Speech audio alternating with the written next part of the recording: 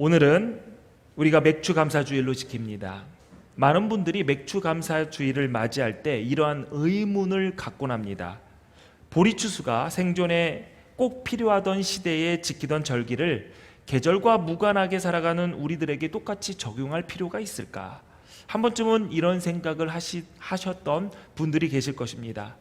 그렇습니다. 우리 교인들 가운데 보리추수와 관련된 일에 종사하는 분은 없다고 봐도 무방합니다. 물론 농업과 관련된 일에 일하시는 분들은 있습니다. 그러나 보리를 추수하지는 않으셨습니다. 또 이 절기가 독특한 것은 7월 첫 주일을 맥주감사주일로 지키는 교회가 전 세계에서 한국교회가 유일하다는 것이죠. 게다가 우리가 지키는 맥주감사주일은 구약에서 나와 있는 유대인들의 절기인 맥추절과는 다른 절기입니다. 맥추절은 자신의 밭에서 거둔 첫 열매를 드리는 감사의 절기로 유월절 후 50일이 지난 시기입니다. 다른 명칭으로는 칠칠절이라고도 하고요, 신약에서는 오순절이라고도 표현이 됩니다. 그렇다면 우리가 성령강림 주일로 지켰던 그 기간이 구약에서 말하고 있는 맥추절입니다. 그런데 우리는 다른 시기에, 한참 지난 시기에 이 맥주감사주일을 지키고 있습니다. 우리가 맥주감사주일을 지키는 이유는 성경에서 하나님께서 맥추절을 지켜라 라고 명령하셨기 때문이다 라고 할 수도 없습니다. 그렇게 되면 구약에서 말하는 3대 절기인 유월절과 수장절도 모두 지켜야 합니다. 이런 여러 가지 이유로 여러 신학자들이 맥주감사주일을 굳이 지켜야 되냐, 지킬 이유가 없다라고 말을 하기도 합니다. 그런데 한국교회는 여전히 맥주감사주일을 지킵니다. 결론부터 말하자면 맥주감사주일을 지킴으로 얻을 수 있는 신앙의 교훈과 유익이 있기 때문이죠.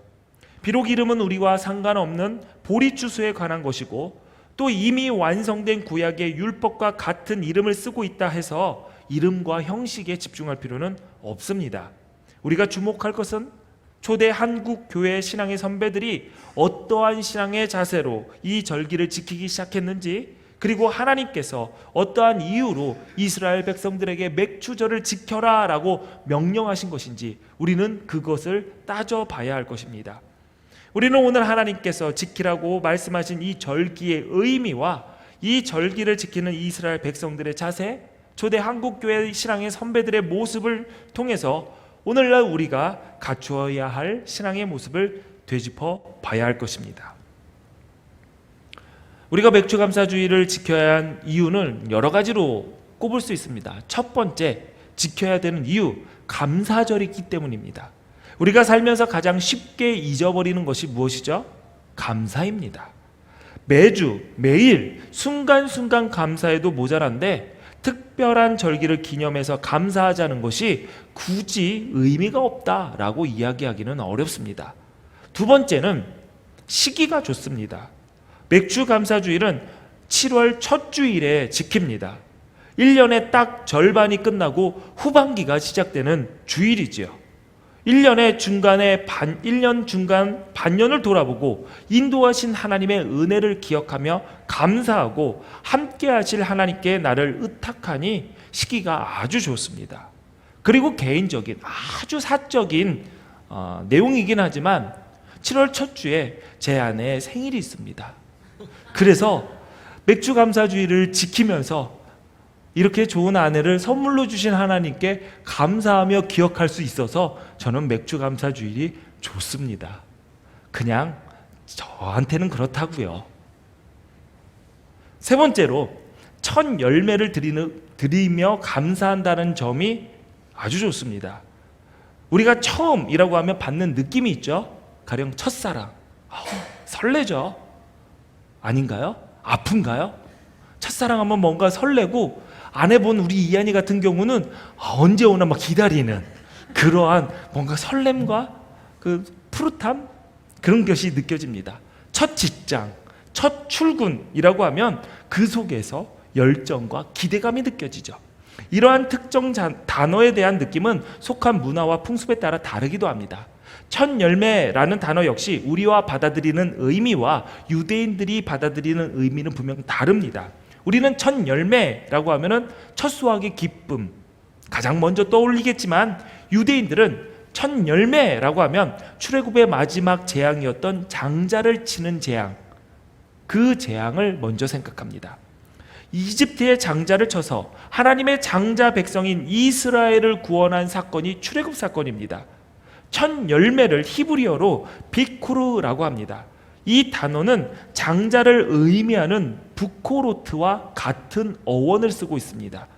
그러니까 장자와 첫 열매는 모두 처음 것을 의미합니다. 이스라엘 백성에게 첫 열매는 우리가 느끼는 첫 수확의 기쁨보다 노예에서 벗어난 자유와 해방, 구원의 기쁨, 살려주신 그 은혜, 가슴 벅차게 만드는 단어인 것이죠. 우리가 맥주감사주의를 지키면서 기억해야 할 것은 보리를 수확한 기쁨, 열매를 얻어서가 아니라 아무 자격 없는 죄인, 죽을 수밖에 없었던 죄인인 우리를 구원하신 하나님의 은혜입니다. 아멘. 또 성경에서 처음 것은 순서로서의 1번만을 의미하지 않습니다. 잠언 3장 9절부터 10절까지의 말씀을 보니까 내 재물과 내 소산물의 처음 익은 열매로 여호와를 공경하라. 그리하면 내 창고가 가득히 차고 내 포도틀에 새 포도즙이 넘치리라 라고 했습니다. 아멘. 성경은 처음 것으로 하나님을 공경하라 라고 가르치고 있습니다. 왜 굳이 처음 것일까요? 하나님께서 너희가 거둔 것 중에서 처음이 아니라 가장 튼실하고 통통하고 가장 크고 아니면 가장 맛있고 그런 것을 골라다가 하나님께 드려라 라가 아니라 처음 것을 골라서 드리라고 그랬습니다. 이 말씀에 따라 이스라엘 백성들은 맥주절에 첫 열매로 거둔 보리단을 성전으로 가져가 하나님께 제사를 드렸습니다. 그 후에 비로소 시장에서는 곡식 판매가 시작이 되었고 추수한 곡식을 그제서야 먹을 수 있게 되었습니다. 이것은 모든 소유권이 하나님께 있음을 인정하는 것이고 하나님께서 먼저 영광 받아야 함을 강조하는 것입니다. 아멘. 뿐만 아니라 성경은 전체를 대표하는 것으로 첫 열매를 상징으로 꼽습니다. 밭의 첫 수확, 과실의 첫 과일, 양무리의 첫 양을 드리는 것은 일부를 드림으로 전체에 대한 감사를 표현하는 성경의 방식입니다. 지금은 드물지만 옛날은 쌀을 헌물로 바치던 때가 있었습니다. 예배당 입구에 보면은 성미함이라는 헌금함 비슷한 상자가 놓여졌고 그곳에 쌀을 모아다가 교회는 구제하는 일에 사용하곤 했습니다. 우리 할머니들이 밥을 지을 때마다 기도하면서 제일 처음 뜨는 쌀을 따로 모아두었습니다. 그리고 나머지 걸로 밥을 지었죠. 몇 끼마다 밥을 할 때마다 처음의 쌀을 따로 모아두었습니다. 그리고 그 모아둔 쌀을 하나님께 드렸습니다. 모든 것이 주님의 것이고 돌보시겠다라고 약속하신 신실한 하나님을 향한 믿음의 표현이자 모든 것이 주님의 은혜임을 잊지 않겠다라는 우리 할머니들의 감사의 결단이자 믿음의 표현이었던 것이죠. 우리의 삶 가운데 이러한 믿음의 표현은 어떤 것이 있을까요? 하나님께서 선물로 주신 하루, 우리가 하루의 첫 시간을 하나님께 드리며 감사하는 것도 이 맥주절에서 얻을 수 있는 교훈입니다. 아침 시간에 5분은 낮에 1시간과 맞먹는다는 말이 있습니다. 그만큼 아침 시간은 바쁘고 귀합니다. 너무 범잡하죠. 그러나 하루를 시작하는 시간에 일부를 하나님께 드림으로 오늘 하루를 하나님께 구별할 수 있는 믿음의 표현이 우리에겐 필요합니다. 우리에게 주어진 24시간 동안 조금이라도 하나님께 구별하여 그 시간을 드릴 수 없다면 우리는 하루 종일 하나님 생각은 한순간도 하지 않고 지나칠 공산이 아주 큽니다. 그리스도인이라고 하면서 예수님 생각은 한순간도 하지 않고 하루를 시작하고 하루를 마감했다면 어떻게 그리스도인이라고 할 수 있겠습니까? 한순간도 그분의 뜻을 되새기지 않았다면 내 삶을 통해서 하나님의 뜻을 이루겠다라는 그 말은 공허한 구호에 불과합니다. 아침에 눈을 떠서 내뱉는 첫 마디를 여러분 무슨 말로 시작하십니까? 아이고 너무 피곤하다. 아이고 더 자고 싶다. 아이고 학교 가기 싫다. 아이고 일하기 싫다. 쉬고 싶다. 혹시 오늘 아이고 교회 가기 싫다 하고 오신 분 계십니까? 없겠죠. 다 기쁨으로 오셨을 거라고 믿습니다. 여러분 오늘 하루 시작하면서 무슨 말로 시작했습니까? 아이고입니까? 아니면은 야오입니까? 야오는 또 그렇죠. 우리 집에서 저도부터 하고 있는 건데요. 아침에 눈을 떠서 내뱉는 첫 마디를 하나님께 드리는 고백으로 저는 시작을 합니다. 우리 아이들에게도 가르쳐요. 하나님 감사합니다. 오늘 하루를 선물로 주셔서 감사합니다. 오늘도 주님과 동행하며 승리하게 하소서. 오직 주께 다시 한번 함께 오직 예수 주께 영광. 예, 이게 제가 금요일이랑 수요일날 제가 살짝 얘기한 적이 있어가지고 아시네요. 예, 맞아요. 여러분 괜찮지 않나요? 아이고 죽겠다 하면서 하루 시작하시겠습니까? 오직 예수 주께 영광 하면서 시작하시겠습니까? 예? 하겠다고요? 그래요. 그럼 따라 한번 해보세요. 내일부터 하는 겁니다. 하나님 감사합니다. 감사합니다. 오늘 하루를 선물로 주셔서 감사합니다. 감사합니다. 오늘도 주님과 동행하며 승리하게 하소서. 오직 예수 주께 영광. 그래야지 하나님께서 들으시고 그래 내가 너를 책임지겠다 하시지 않겠습니까? 아멘. 여러분이 입으로 내뱉은 그 말대로 오직 예수를 위해 오직 주께 영광을 위해 살아가는 복된 삶의 주인공이 되지 않겠습니까? 아멘. 꼭 그렇게 사시기를 바랍니다. 아멘. 아이고 죽겠다 일어나는 것이 아니라 하나님 감사합니다 일어나는 주의 백성이 되시기를 바랍니다. 아멘. 오늘 본문은 감사를 아뢰는 것이 기도라고 알려주고 있습니다. 아무것도 염려하지 말고 다만 모든 일에 기도와 간구로 너희 구할 것을 감사함으로 하나님께 아뢰라. 기도는 영혼의 호흡이다 라고 말을 합니다.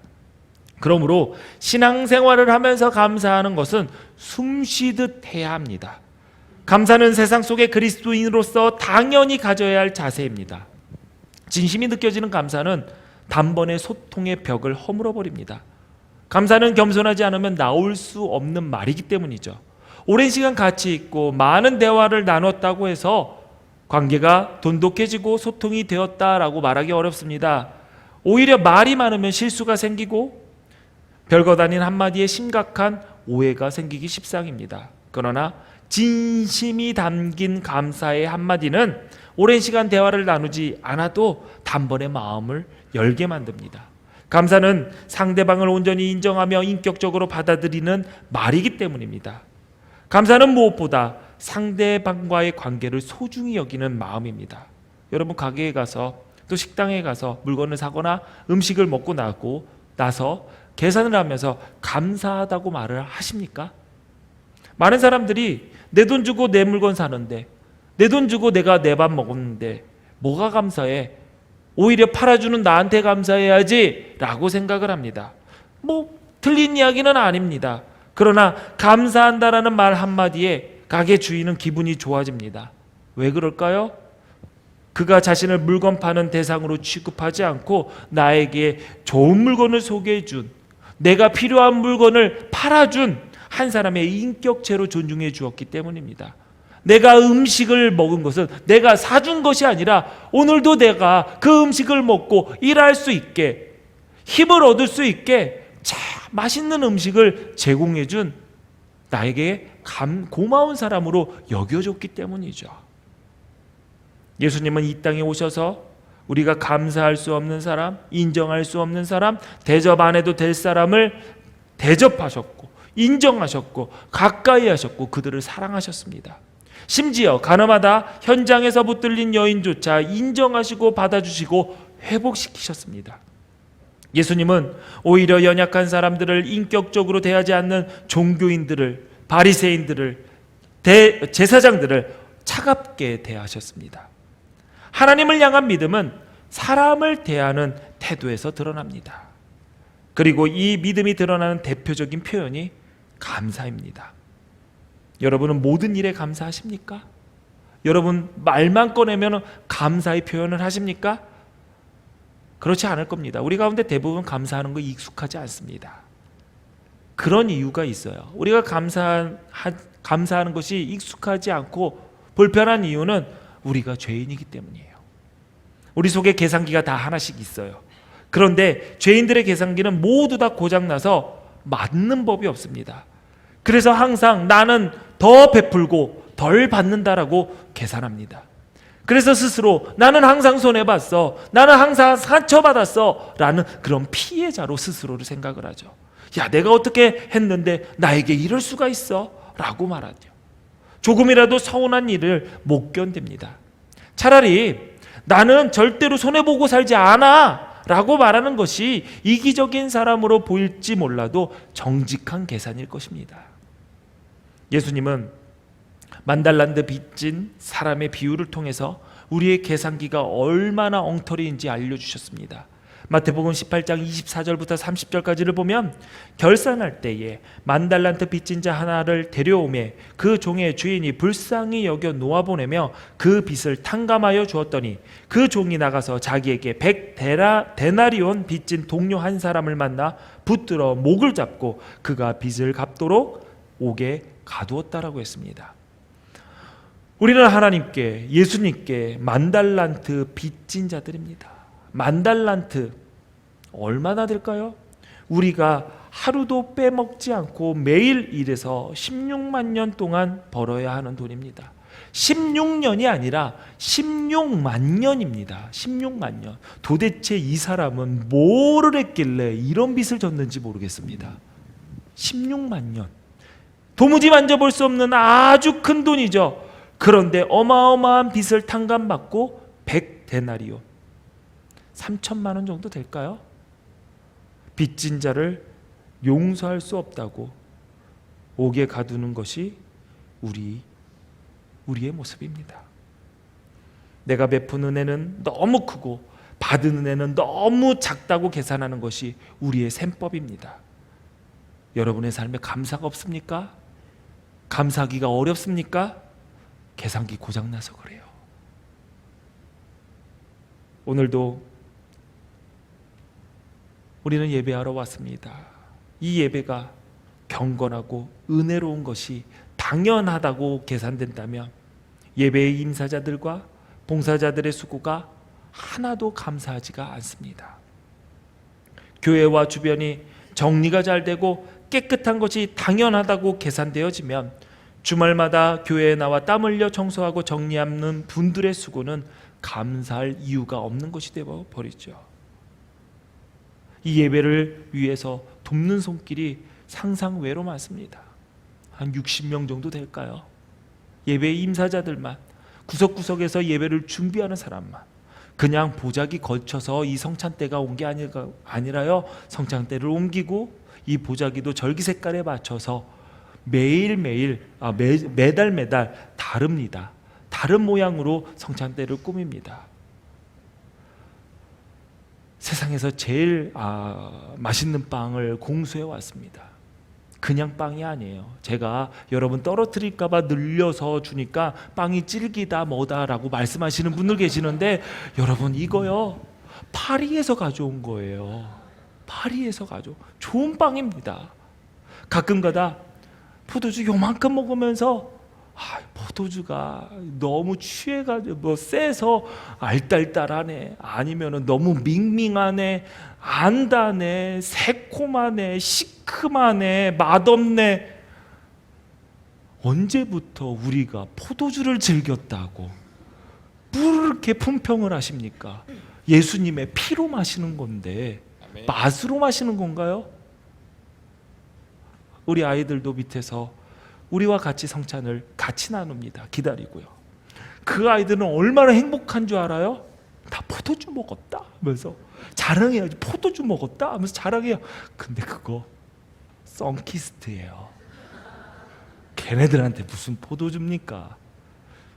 그런데 그냥 이것도 별것 아닌 것처럼 느껴지는 이것도 밑에서 포도주를 어떻게 하면은 그래도 맛있게 먹을 수 있을까 하면서 배합하고 조합하고 먹어보고 먹여보고 그렇게 정성을 들여요.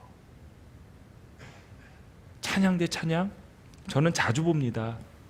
각 파트에 맡으신 분들 끝까지 올라오기 전까지 어떤 분은요 귀에다가 대고 자기 파트 끝까지 들으면서 올라요. 이러고 안 잊어버리려고. 여러분 당연한 거 없습니다. 당연한 거 없습니다. 구석구석 다 사랑과 은혜와 사랑과 은혜의 손길밖에 없습니다. 그러니 감사해야죠. 아멘. 내 눈에 안 보인다고 감사할 이유가 없다라고 생각하지 마십시오. 우리 자녀들 잘 들으세요. 부모님이 자식 일에 발벗고 나서는 거 당연한 거 아닙니다. 그 부모의 수고를 당연하게 계산하면은 여러분들은 부모에게 감사할 일이 없게 됩니다. 우리의 계산기는 늘 내가 받는 것은 당연하고 내가 베푸는 것은 하늘의 은혜를 내리듯이 계산을 하죠. 감사는 우리 안에 고장난 그 계산기를 고치는 것이 첫 걸음입니다. 내가 베푼 것보다 받은 것이 더 많다라고 느껴야 표현할 수 있는 것이 감사이기 때문이죠. 그리고 감사는 표현해야 됩니다. 입으로 자주 감사하다라는 말 중요합니다. 내 안에 불만을 쏟아버리는 대신에 감사를 흘려보내기로 결단해야지 내 입에서 감사가 흘러나옵니다. 감사도 모든 신앙의 행위와 마찬가지로 결단해야 되고 습관으로 삼아야 됩니다. 감사가 습관이 되지 않으면 정작 감사할 일에도 감사하지 못합니다. 꼭 표현해야 되나? 라고 생각하실 수 있습니다. 표현은 안 했지만 나 마음으로 감사하고 있어. 그런 경우는 드뭅니다. 사람은 자신의 감정을 숨기기가 어렵습니다. 좋으면 얼굴에 좋은 티 나고요. 짜증나면 얼굴 다 드러나고요. 삐치면 지나가는 개도 그 사람 삐친 줄 다 압니다. 우리 집에 개 한 마리가 있는데요. 제 기분 나쁘면 개는 항상 옥장 밑으로 들어갑니다. 제가 숨기려고 해도 개도 알아요. 그런데 감사를 표현하지 않는다고요? 아니에요. 표현하지 않는 것이 아니라 감사하지 않을 뿐입니다. 그러니 감사 표현해야죠. 표현해야 됩니다. 우리가 감사하지 못하는 이유에 대해서 바울은 제자 디모데에게 이렇게 설명을 해줬습니다. 디모데후서 3장 2절을 보니까 사람들이 자기를 사랑하며 돈을 사랑하며 자랑하며 교만하며 비방하며 부모를 거역하며 감사하지 아니하며 거룩하지 아니하며 라고 했습니다. 왜 감사할 수 없습니까? 나를 더 사랑하기 때문입니다. 나만 사랑하고 자기애가 강한 사람들은 감사하지를 않습니다. 또 왜 감사하지 못합니까? 돈을 사랑하기 때문입니다. 돈에 묶이면 감사가 사라집니다. 돈에 묶이면 늘 부족한 것밖에 보이지 않습니다. 물건값을 깎아주어도 감사하지 않는 사람이 있고 깎아주지 않아도 감사하는 사람이 있습니다. 누가 부자고 누가 거지입니까? 감사하는 사람이 부자겠지요. 그는 달라는 돈만 준 것이 아니라 마음도 준 것입니다. 돈보다 값진 것을 무엇인지 아는 사람인 것이죠. 달라는 것 외에 더 줄 줄 아는 사람, 더 값진 것을 아낌없이 나눌 줄 아는 사람이 진정한 부자가 아니고 무엇이겠습니까? 또 감사하지 못하는 이유는 자기 자랑 때문입니다. 내 자랑이 많은 사람들은 감사할 일이 없습니다. 또 교만한 사람도 감사하지 못합니다. 내가 교만하기 때문에, 내가 잘났기 때문에 남을 비난하고 비방할 것만 보이지 감사할 일은 눈을 씻고 찾아도 없기 때문이죠. 부모를 거역하는 사람도 감사가 없습니다. 감사는 조건이 있어야 할 수 있는 것이 아니기 때문이죠. 여러분 생각해요. 잘 들으세요. 감사는 상황에 따라서 하고 안 하고가 아니라 다만 태도의 문제입니다. 내가 어떤 태도를 가지고 있는가. 여러분 감사하십니까? 아멘. 왜 감사하십니까? 이 질문에 대답하기 어려워야지 정상입니다.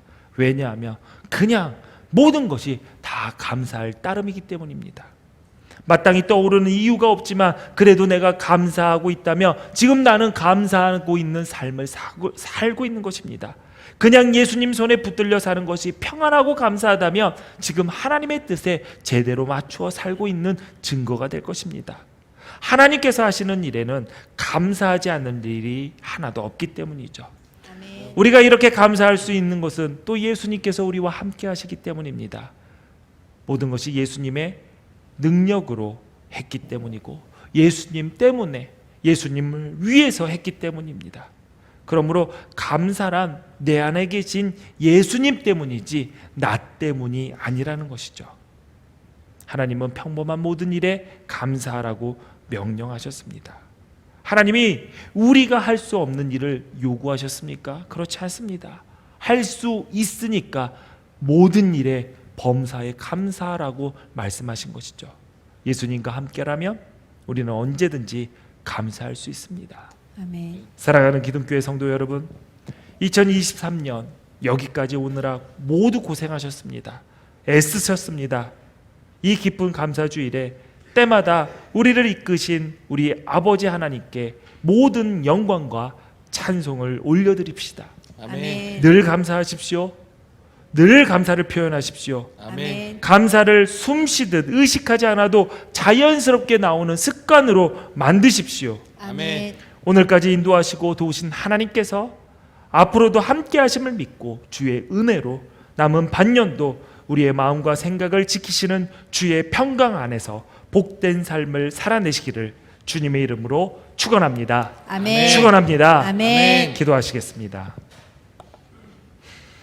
하나님 아버지, 힘들고 어려운 일들도 많았으나 여기까지 인도하신 것에 감사합니다. 주 안에서 살아가며 기쁘고 감사의 조건이 넘침을 다시 한번 깨닫습니다. 하나님, 살면서 이런저런 상황을 만났으나 그럼에도 우리 감사하게 살게 하시니 감사합니다. 하나님, 합력하여 선을 이룰 줄 믿으며 감사합니다. 나 지금까지 낭망하는 조건이었다 할지라도 하나님께서 그 방향을 바꿔 주실 줄을 믿습니다. 늘 은혜 안에 있으니 불평하고 원망하는 입술이 아닌 감사 찬양이 넘치게 하시고 모든 일을 하나님께 감사함으로 아뢰며 우리의 마음과 생각을 지키시는 하나님과 동행하게 하옵소서. 우리를 사랑하시는 예수님의 이름으로 기도하옵나이다.